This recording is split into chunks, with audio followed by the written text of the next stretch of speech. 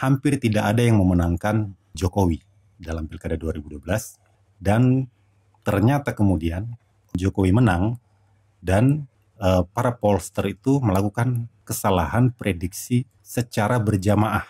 Tapi sekarang ini dalam Pilpres kali ini muncul lagi prediksi-prediksi ala Pilkada DKI Jakarta itu. Sudah ada muncul pollster-pollster tertentu yang menyatakan bahwa Pilpres 2024 ini akan berlangsung satu putaran. Dan believe it or not, lembaga yang menyatakan Prabowo Gibran akan menang satu putaran itu adalah lembaga-lembaga yang dulu mengatakan bahwa Fokenara akan menang satu putaran. Foke itu bukan hanya gagal menang satu putaran, tapi Foke itu bahkan tidak menang di putaran pertama itu. Dia berada di peringkat kedua di bawah Jokowi. Foke jelas kecewa berat. Foke kemudian curhat kepada wartawan bahwa dia dibohongi oleh lembaga-lembaga survei.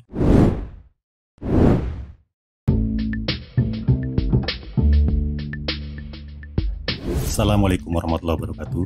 Selamat datang kembali di channel Pemilih Indonesia bersama saya Harun Hussein. Hampir tidak ada yang memenangkan Jokowi dalam Pilkada 2012, dan ternyata kemudian Jokowi menang. Dan DKI Jakarta dalam 2 pilkada terakhir itu menjadi kuburan bagi lembaga-lembaga survei. Sekarang kita masuk ke kasus kedua. Bagaimana lembaga-lembaga survei memberi angka kepada Jokowi dan bagaimana Jokowi kemudian mengalahkan mereka. Pilkada Jakarta 2012 diikuti oleh 6 pasang calon ya. Walaupun calonnya ada 6 pasang, tapi beberapa lembaga survei itu memprediksi pilkada akan berjalan satu putaran.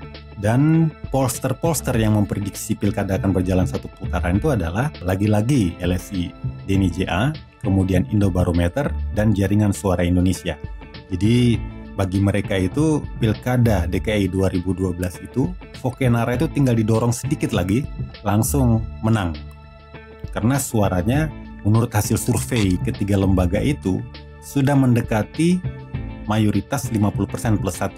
Mari kita lihat hasil survei lembaga-lembaga survei. Dan karena keterbatasan tempat, di sini kita hanya akan tampilkan hasil survei 2 calon yang terkuat ya. Dalam survei bulan Juli atau bulan dilaksanakannya pencoblosan itu, tidak ada satupun yang memenangkan Jokowi Ahok. Yang paling tinggi memberi angka buat Foke itu adalah Jaringan Suara Indonesia 49,6, kemudian LSI Denny Ja 49,1, Indobarometer ini yang paling tinggi 49,8, dan Puskaptis 47,22. Dan dengan prediksi yang begitu tinggi, bahkan akan diprediksi menang satu putaran, Fokenara incumbent tentu sumringah ya. Walaupun sebenarnya banyak juga yang mengingatkan kepada Foke, jangan GR dulu dengan hasil survei LSI atau survei-survei lainnya ya. Apakah hasil-hasil survei itu kemudian terbukti dalam kenyataan? Pencoblosan 11 Juli menjadi moment of truth buat lembaga-lembaga survei. Dan the final countdown-nya ditetapkan tanggal 20 Juli atau seminggu kemudian ya. Dan hasilnya adalah terbalik 180 derajat. Jokowi Ahok mendapatkan 42,6%, sedangkan Fokenara hanya mendapatkan 34,05%. Ini benar-benar gubrak ya. Hasil ini membuat semua lembaga survei salah. Jadi kita lihat di sini semua lembaga survei itu memenangkan Fokenara yang warna ungu, dan kemudian hasil pilkada ternyata memenangkan Jokowi. Berbeda 180 derajat dengan survei. Ini lagi-lagi margin of error yang katanya aura kewibawaan lembaga survei itu jebol nggak ketulungan. Selisih antara hasil survei dengan hasil pilkada itu hampir semuanya double digit. Dan LSI Denny Ja yang pernah sesumbar bahwa Foke akan menang satu putaran itu adalah yang selisihnya paling tinggi. Bayangkan, selisihnya dengan hasil pilkada untuk Jokowi itu sampai minus 28%. Ini gila sebenarnya angkanya ya. Kemudian Indobarometer selisihnya dengan Jokowi 26 poin, Puskaptis 27 poin, dan JSI 26 poin. Gila ini. Padahal kalau kita lihat ya, margin of error lembaga-lembaga survei itu paling tinggi 4,8%. Ini berapa kali lipat nih derajat errornya ini. Kalau pakai ilmu hadis itu, ini derajatnya mutawatir, diriwayatkan semua pollster. Ini kredibilitas lembaga-lembaga survei waktu itu hancur ya. Lembaga-lembaga survei di Indonesia waktu itu turun kelas dari dukun politik yang sakti menjadi peramal jalanan ya. Dan Fouquet itu bukan hanya gagal menang satu putaran, tapi Fouquet itu bahkan tidak menang di putaran pertama itu. Dia berada di peringkat kedua di bawah Jokowi. Jadi ibaratnya Fouquet itu sudah jatuh tertimpa tangga. Fouquet jelas kecewa berat. Fouquet kemudian curhat kepada wartawan bahwa dia dibohongi oleh lembaga-lembaga survei. Ini ada berita dari JPNN tanggal 16 Juli. Di sini Fouquet menyatakan lembaga-lembaga survei membohongi saya. Nah, dengan hasil seperti ini, apa pendapat Anda? Silakan elaborasi pendapat Anda di kolom komentar. Tapi betapapun pertarungannya emang belum berakhir waktu itu. Walaupun Jokowi menang, tapi Jokowi tidak mampu melampaui pilkada threshold 50% plus 1 ya. Jadi akhirnya pilkadanya di run off. Menjelang putaran kedua ini, survei-survei yang begitu gencar di putaran pertama, dan bahkan sampai sesumbar Fouquet-Nara menang satu putaran, itu tiarap ya. Dan entah mengapa mereka tiba-tiba tiarap, apakah mereka juga shock dengan hasil surveinya atau bagaimana, wallahu a'lam. Pada bulan Agustus dan 9 September itu ada sejumlah lembaga survei yang mengumumkan hasilnya ya. Mayoritas memenangkan Jokowi Ahok, tapi ada satu lembaga yaitu Puskaptis yang tetap memenangkan Fouquet-Nara. Nah, sini kita lihat grafisnya. Puskaptis memenangkan Fouquet-Nara dan 4 lembaga lainnya itu memenangkan Jokowi Ahok. LSI di sini bukan LSI DNIJA ya. Ini LSI Lembaga Survei Indonesia, sedangkan LSI DNIJA itu adalah Lingkaran Survei Indonesia.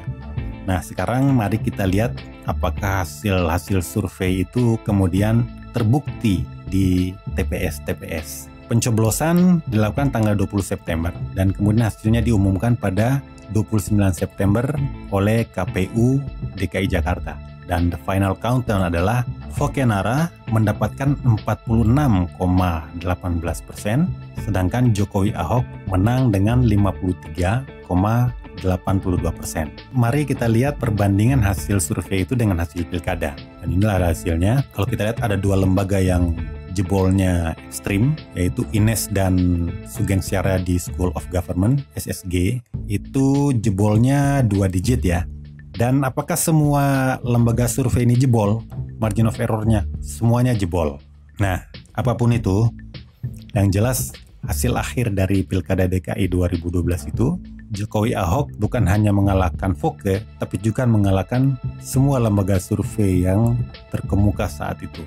Dan Jokowi yang ke Jakarta waktu naik SMK, kemudian akhirnya dilantik sebagai gubernur baru di Jakarta menggantikan Fouquet. Dan sejak itulah bermulalah berbagai macam kisah di Jakarta yang kemudian berakhir dengan copras-capres dan seterusnya.